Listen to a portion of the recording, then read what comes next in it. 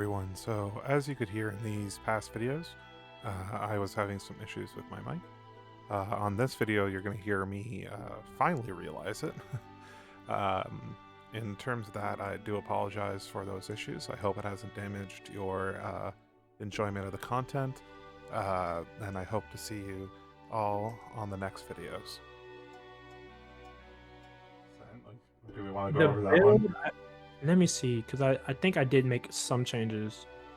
And I think I actually shockingly had fun with that build. Yeah, well, like when it started to go off against me when I was playing that Dofi deck, oh Yeah. my god, like that went horribly. Like I got wrecked. Oh, okay. So the build was basically the same. The only thing I made a difference of was taking out a Sakazuki and taking out a 10-drop Kuzan and replacing it with 2 Sengokus. Because I just like the promo Sengoku. Only because I do love Sengoku's ability to... I just have to attach a Dawn and everything is -2. I don't have to swing with him. I don't have to do anything. It's just the equivalent of Sensomaru. So I do like that. I can kind of see that. I wouldn't necessarily remove the Sakazuki, but considering that Kuzan's a 10-drop, I can definitely see, I can definitely take that into consideration that Sengoku, the 5-drop, like we put him in, maybe take out a 4-drop Kuzan. Because they both, like, yeah, he draws you a card, but he's a null card, right? Yeah.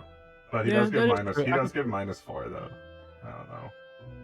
He gives -4, and the big thing that I do like about Kuzan is that you on play just draw. I like that a lot. Yeah. And especially if you're playing against like really just anything. It's we really... have a lot of 2k guard in here actually. We have 4, 8, 12, 16. We could minus a 2k guard. Let's just take out 1 Shiki. Yeah, I can see Shiki and then throw it back into Kuzan. Yeah, so then I'm just saying we keep the 4 Sakazuki. We keep 3 Kuzan, and we do 2 Sengoku. I can see that too. Yeah, I can see that. In terms of Jack, this build is something that we got from I had a discussion online, with and people Jack at my locals seems to be doing well. Taking away purple in its entirety, let's just say you're running a black deck entirely. You can build a really good black deck, but majority of the core cards that you need to make it really, really valuable are high rarity. No, exactly. Yeah, like you need Sakazuki, who's super rare. You need Borsellino, who's super rare. You need Kuzan, who's secret rare. And honestly, the replacement for Kuzan, I would say, is 100% Sengoku. So even if you want like a replacement Kuzan, you need Sengoku, who's also going to be stupid expensive, and probably even more expensive than Kuzan. So we'll have to see. I have a feeling Kuzan is going to be roughly 50, if not more, depending how things go. I say double. I truthfully say double, and it's well, gonna be because that's what I mean. It really depends on how things go, right? Yeah. Like like last time it was roughly 30-30 for the secret rares.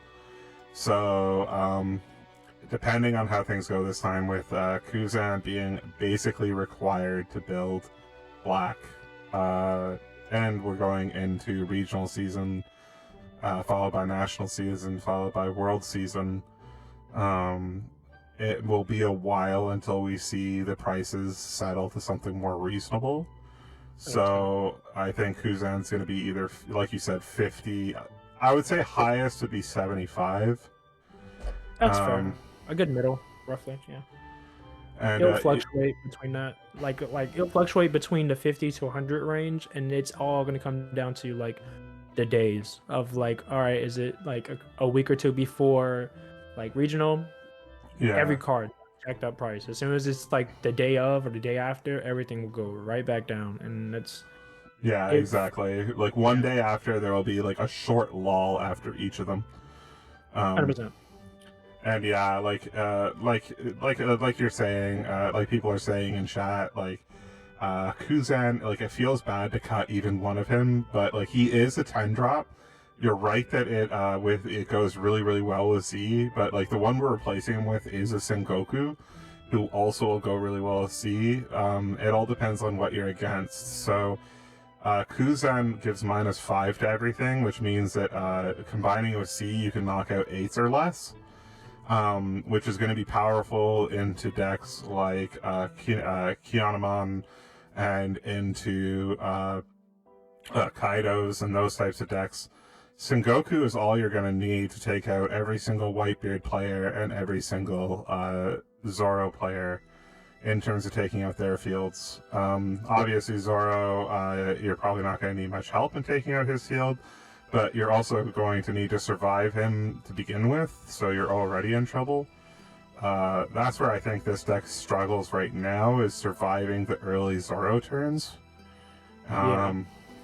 But once you can get established beyond those early Zoro turns, like, you obviously can just start picking away at the board. Like, if you have enough impact waves and stuff like that to survive the early Zoro turns, it can really, really just be disgusting. 100%. Okay, well, I'll bring this one up, but honestly, this just did not perform at all. Which one was that one? This is the Dofi deck. Yeah, Like, see, Dofi, and this is the unfortunate thing about Blue. In every set so far, Blue takes a complete different turn every single time. that And is it's like- 100% the problem. They have not had any, like, all the decks have had that kind of identity crisis so far, like every single color so far, but Blue has been the worst. 100%. Because Because like, every single time it goes from Dolphy where, oh, let me just swarm the board. All right, cool. Set 2, I give you no support for Dolphy anymore, so come join Ivanko. oh no, All right, no, cool. they gave support. Come on, they got Gecko Moria. They got a vanilla. Get the fuck out. It goes, all right, cool. Then They you know, did get a one set drop. 2. They did get a one drop, but he wasn't very good. Yeah, it was kind was- of like it It didn't was like support worse. it enough. It was worse Perona. Yeah, literally. And then it goes, oh, okay, well, set 2 just play Ivanko. All right, cool. I'm milling the deck. All right, basically. And then what do we get in set 3? What the fuck? Yeah, You no, get that's what I nothing mean. It's there. just been brand new mechanics every single time. Like every other deck, like it's true that every other color has had some sort of identity crisis each time, but like this one, like Blue takes the most drastic every time. yeah, like it went from, okay, you want to keep your hand large and just play off the top of the deck. That's how we're gonna do. And then it's like, okay, next set, OPO2. Okay, now we want you to empty. You want to play with a semi-empty hand. Even Cobb is just so weird in that fact, because you technically don't want to play with an empty hand, but you do all at the same time. Like, it's not necessarily handless. Like, if it was actually full-on handless, like you got buffs for being handless, then it would be a lot more interesting, because then it would be more universal. But Yeah, and even then, it's like there's like, I want to say 1 or 2 cards that are in Blue that supported Ivankov having that effect, but it just wasn't enough. that's what I mean. Like, there was lots of stuff to empty your hand, but there wasn't anything. All you got for that was drawing 2.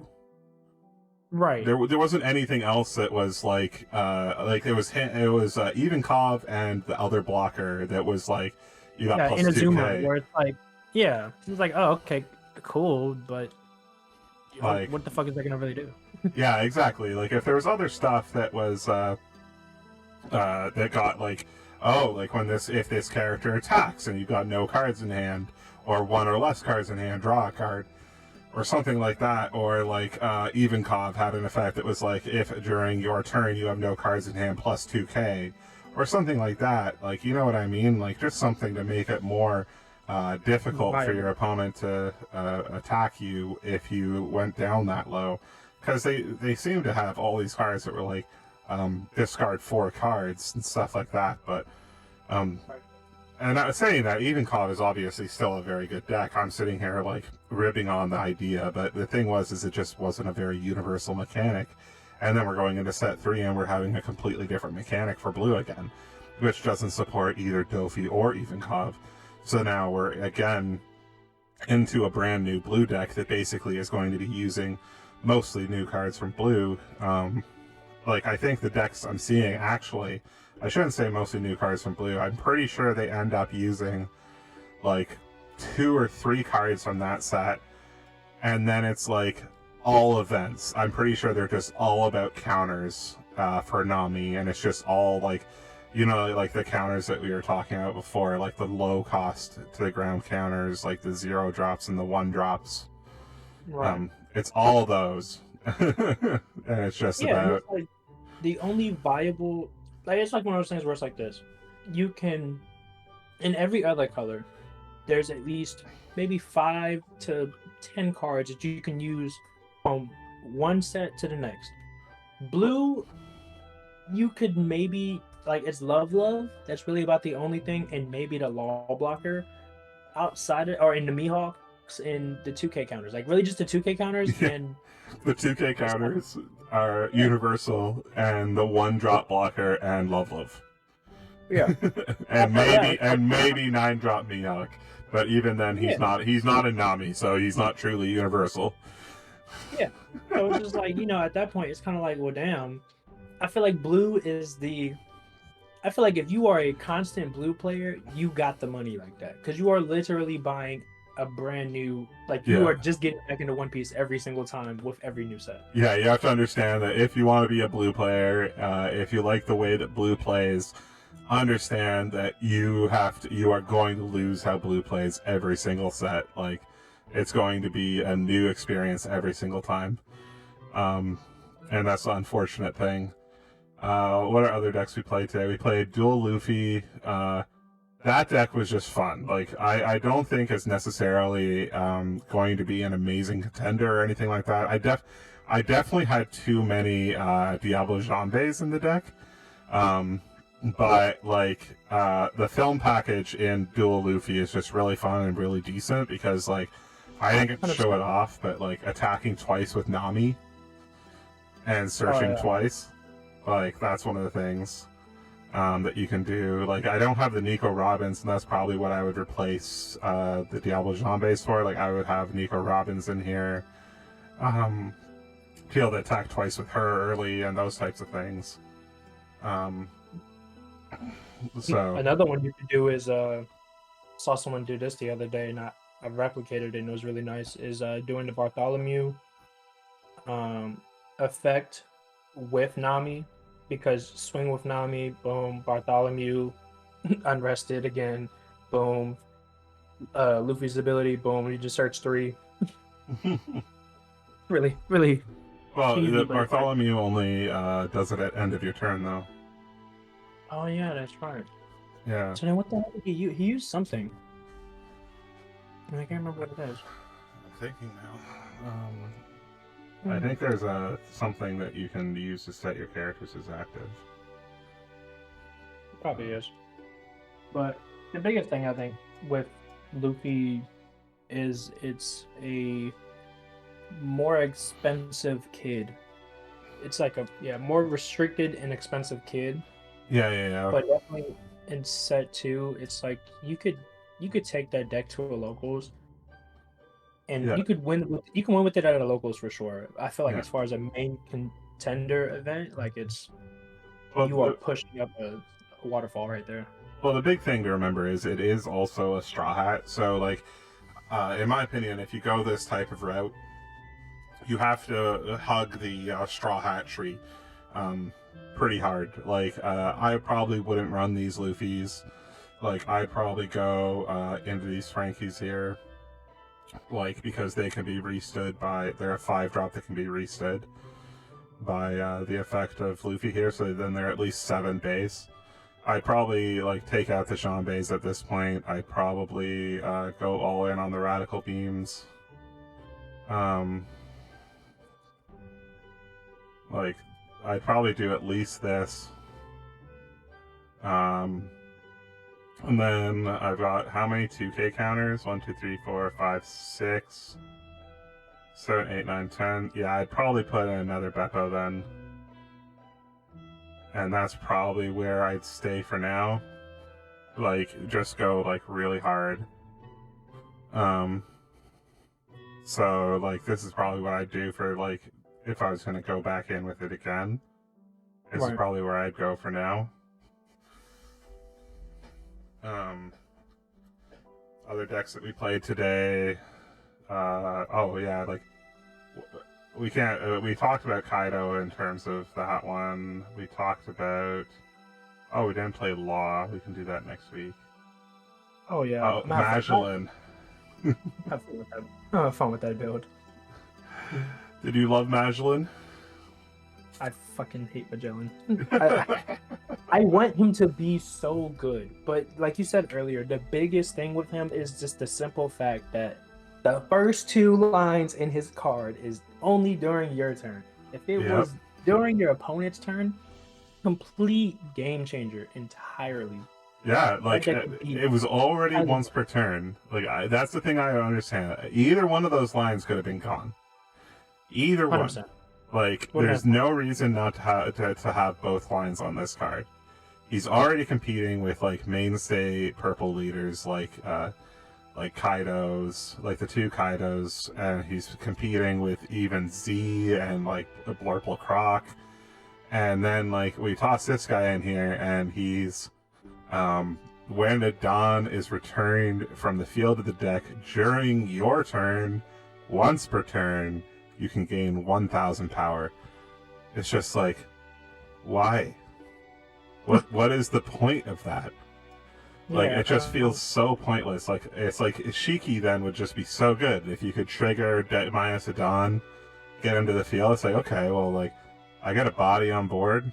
I lose 2k counter in hand, but you know, I got 1,000 power on my character now. Like, that works. But like, and then like even like Uda here, it's like -2 Dawn. Like, it could even just be each instance that you lose it. Like, that would be the ruling, right? So like -2 Dawn would only give you 1,000 power instead of plus 2,000. You know what I mean? Like, so every time you activate an effect at -Dawn. But it's one of those things where it's like, I think to be able to play Magellan and to utilize his effects, you have to do more that's necessary. Well, more that's unnecessary. Like I would have to be playing like main event cards like Lionsgate, where it's like I'm returning a Dawn during my turn, or Who's Who, where it's like I'm popping one of your cards, I'm returning something on my turn. Like, it's a lot of deramping to gain an extra 1k. But yeah, like I agree with you. I think that this film package would have to go. We can't afford to have that film package, which I think, in my opinion, also takes out that Uda. We're running these 7-drop kings, but I think they're a little clunky, so we'd probably go down to like 3. So let's take out the Buena Fiesta for now. So like, if we were gonna go in here again with it, it would probably be like, let's see here, like 4 Magellan. Like, kind of lean into that. Yeah. Either that, or honestly, you can keep the deck as is, and literally switch out the leader. Honestly, it's crazy to say that. You could literally do Shanks, and it would be a more valuable deck. That's true. It's actually true. That's a funny thing. But like, just because of its ability, really. It sucks to say that, but yeah. Yeah. But like, you could do like some things, like some better counters and stuff like that. So you could add in like the 2 Thunder Bagwas, and then you could add in stuff like you said, like add in 2 Who's Who, to counteract the like to give him plus 1,000 power in the early game. You can you got the 4 Magellans, so then they have to answer that. You got 3 kings.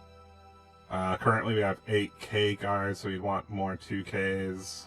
I guess we'd go with Shiki just because he's got an effect. We'd probably go with Shiryu because he's an Impel Down card that does something, and he's a -1 Dawn. Right. Like, I feel like it would be something like this. Like, you could go Uda, but I feel like you're not going to have a big enough board that Uda is going to affect it enough.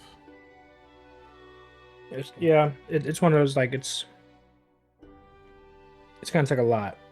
Like, you can definitely do a lot with it, but it's like that Z deck where it's like you got to build it just right, and even if you do, like, it has to be something that only you know how to make it work. Yeah, like I guess maybe 2 Uda. Like, I can see too Uda. yeah, Uda does do quite a bit. yeah, like as a possible finisher in your deck. Like, I think it Yeah. would look something like this if I was gonna go in again. Um, then, well, oh, the Sanji. How do you like the Sanji?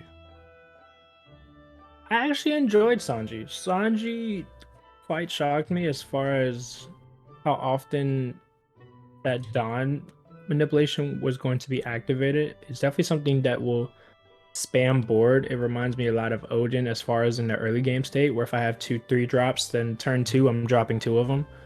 Yeah. And it's really good. It's not, I wouldn't say it's like top tier great because it's super susceptible to just getting destroyed by Kaido players entirely, and then because there's so many low costing cards, it's super susceptible to stuff like Okiku or just Hitamon in general, just completely wiping that board. Yeah, but Um, it's just not something you can ignore, right? yeah, it's not something you can ignore. That's the thing. It's like it's not top tier, but it's definitely not low tier. It's more of like a mid high where you could take that, honestly. You could take that, I would say, into a tournament, like Treasure Cup or something like that, and place, I think if you do it right, you can place within like top 64, Yeah, like maybe. that's what I've been saying. I call it the top 128s. You know what I mean? Yeah. The rogue Yeah, decks are like the top 128 is 128s. yeah. Top 128, and if you just had like really good matchups and really good hands, like you were just blessed, like Dolphy players when they topped, then Yeah. you Like made top 16 isn't unreasonable. Like I wouldn't be absolutely stunned if I saw a Sanji in top 16.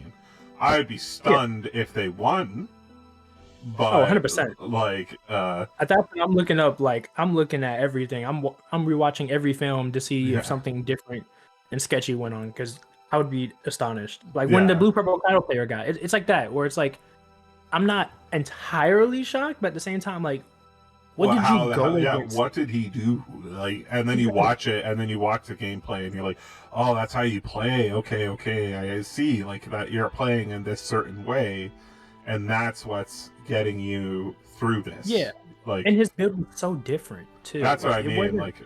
Like it's about the builds and stuff, and like that probably like for the Blurple Kaido, that's 100% what got him through day one, right? Because like Yeah. he wasn't like people were just not expecting his build, so he was getting everyone on the shock factor. Yep. Um, let's see. I think that'd be the equivalent of Sanji. Is like if Sanji gets into the top 8, it's gonna be because of the build. Like people are not gonna expect the build. He's gonna be running something different, entirely different, Yeah, and also just because of solely practicing with that. Like that's one of those decks you really gotta know what yeah. you're Like the doing. timing with those counters and stuff is so intuitive because Yeah. like if you get that sword style on a Giri into like a Punk Gibson or a Love, depending on who you're against, like playing that 3-drop into a second counter, like you can actually just blow out the entire game. Like that could just like take you from a loss into a victory. So 100%. like those are the big ones that are going to matter quite a bit in terms of how people play. So like in terms of these, like I think the best one in terms of performance today, I would have to say I think it was your Edenkov. Like Yeah. just like overall, like not looking at the matchups or anything like that, because like as much as I would like to say Garp did really well, like he didn't. He was just against a really bad deck. Yeah, it was one of those things where it was like you were doing so much, and even with what little resources I had, it was kind of like an uphill battle. So it was like Yeah. imagine if I was playing something that wasn't that trash. Like it would be I would a be complete screwed. Like that's what I yeah. mean. Like if you were getting anything more than one thing aboard turn on the field, then I was screwed. But like the Yeah. Evenkov was flooding the board so well, and just like I really actually enjoyed that deck. It was yeah, it so compared to the other decks were kind of just like, all right, this is like these are things that are playable, but obviously I know that this would be like more for fun. But like the Ivankov build really felt like this is a competitive playing. Like this is it made me feel as though like there's like a good combo line going. It felt super consistent. It felt just right, like just solid. Like I can't really explain it, but it felt like super consistent. It was super tempoed and balanced. It did swarm the board perfectly well. Like the advantages of having the counters in hand, like every turn I had like starting hand was all 2K counters, and then I drew into the land. So then it's like, oh, okay, cool. Well, I'll play that, activate the ability, and then boom, switch out because I had so my starting hand was, this is after I mulliganed, unfortunately. 3 not rush Luffy, double attack Luffy, and 2 2Ks. So then it's like, all right, once I drew the land, all right, let me just mill one of the Luffys because I really just need 1 or 2 at very most. But then as the game kept going on, it's just like, all right, well, I can mill the second one. And I mean, it felt really right. It was a really good build. It was a really good build. Yeah, no, I really like the Ivankov. Like, it's just such a good deck. It's probably the best of all the builds that we played today. I will be absolutely shocked if we don't see Ivankovs in the top 64s. Like getting represented. Like, that's what I mean. Like, I'll be shocked if we don't see multiple people playing it. In top 64s, if we don't see people, one list or two, at least one list in top 16s, I'll be shocked. Yeah. I'll actually be a little surprised if, with all the online regionals, we don't see an Ivankov, maybe even going all the way to the finals. Just because, like, although Ivankov, like, she has like a lot of stiff competition with Zoro and Kinemon and Whitebeard, like, being like the big decks to play against. Like, I think that Ivankov is just super strong in terms of being able to flood the board, and just like Dofi before it, if you can get those hands, like, it's like, honestly, Ivankov is worse than Dofi in terms of being unbeatable because she's dropping 7Ks on the field. She's not dropping 5K, she's dropping 7s. And it was, what really showed that was dropping that Ivankov, and well, for one, the combo line beforehand to discard that extra card that I had in hand, so I can draw the 3, to then get that crocodile out off of Ivankov's ability, that really paid off well. Exactly. It was really well, because otherwise then it would have been, even, I'm not gonna lie, just the capabilities for it to play an Impel down is good, because there's at least some type of hope. Maybe the way blue goes, it's definitely like probably not going to happen, but maybe way down the line there'll be something else that is an Impel down that is worth being played off of Ivankov. Or honestly, you can play the Buggy too, which is also really good. Like, there's options. There's at least a good valuable options within this deck, to where it's like playing Ivankov to just play any free card in general is nice. Any cards that allow you to play something free, especially a high costing card, 100% loved. Well, as people are saying in chat here, like, it will be shocking if in OPO4 we don't see boost to either Crocodile or Doflamingo, considering that OPO4 is set in Alabasta and Dressrosa. 100%, yeah. Like, can you imagine if they'd go for another entirely new blue deck after? I honestly actually would not be shocked. Like, can you imagine just whole new blue deck, nothing to do? Like, obviously, we're probably gonna get a new blue deck, like, in terms of like a different character or something, but like absolutely no support for the previous Crocodile or Doflamingo. That would be just so terrible. That would literally hurt people. And then, so it's going to be interesting what they do, but my theory on it is that there will be a blue-red, possibly, and if it is, it'll be the Queen of Alabasta. I forget her name. Oh, Vivi? Yes, Vivi. I can see that. Yeah, like, I could see that too. And like, the only thing is though, is that like currently there isn't a lot of overlap for blue-red. for what they would do. But it's definitely it would definitely be better than red black, just because the bouncing mechanic from blue would be so brutal as in terms of opening up ways for you to get through with your attackers. So in terms of aggression, adding blue to the aggression package for red would be really strong. I can see blue purple also. I can see blue purple a lot more, solely because if they have any blue purple, and it'd just be icing on the cake if they were to throw impel down, because that opens up a lot of possibilities. Well, like the only problem is though is that Buggy only searches for blue impel down cards.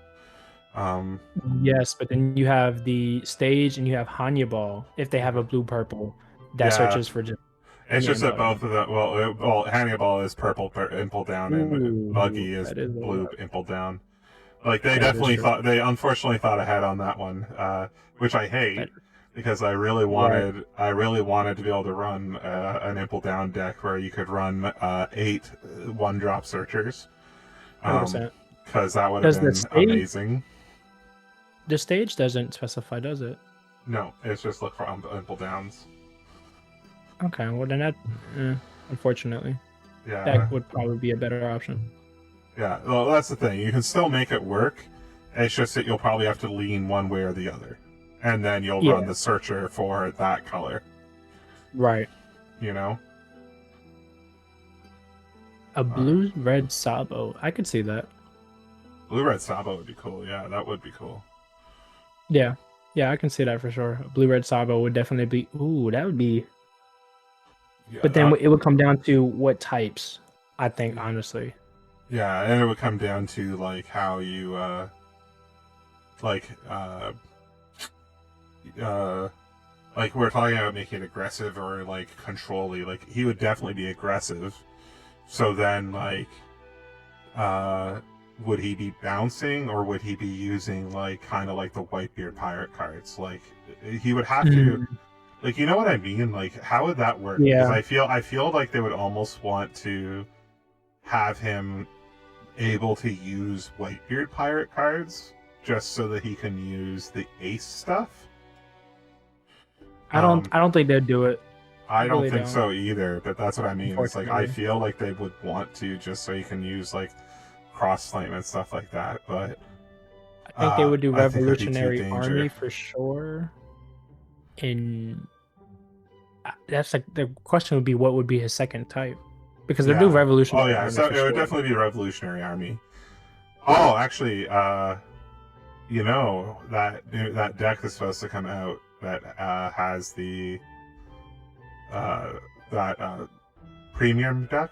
I think it's supposed to have like 3 captains or something like that. Yeah. What if they do like a brothers archetype?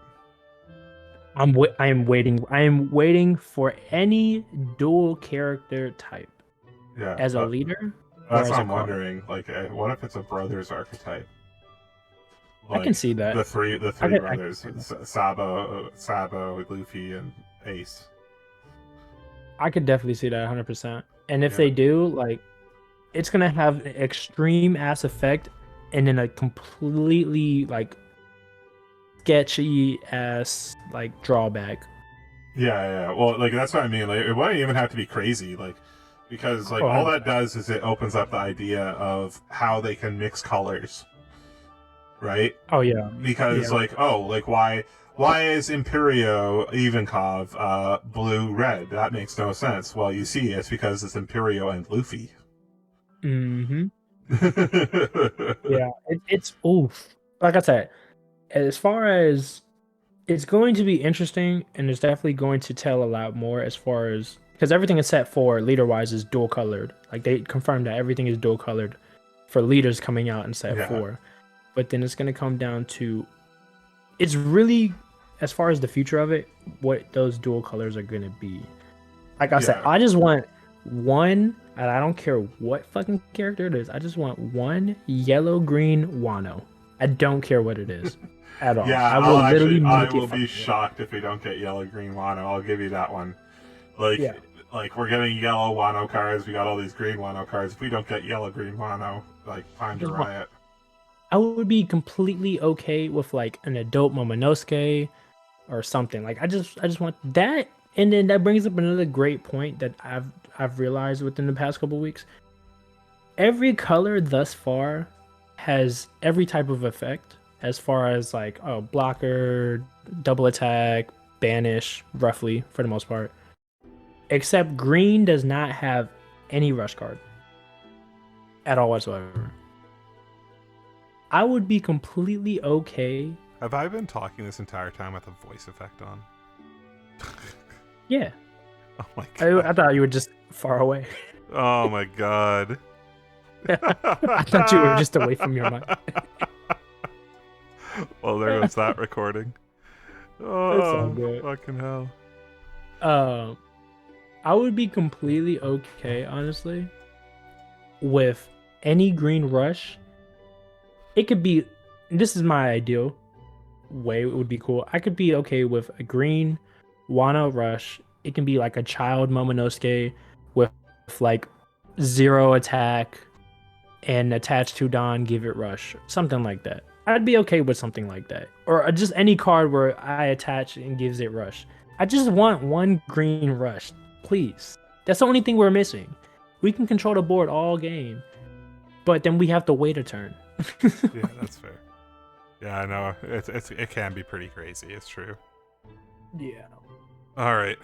Well, I think we've talked about everything we want to talk about this week. 100%. So we're gonna be going into more depth next week with Kid, Kinemon, Whitebeard, and Law, and like the ones that we're going to be expecting more of at the regionals level.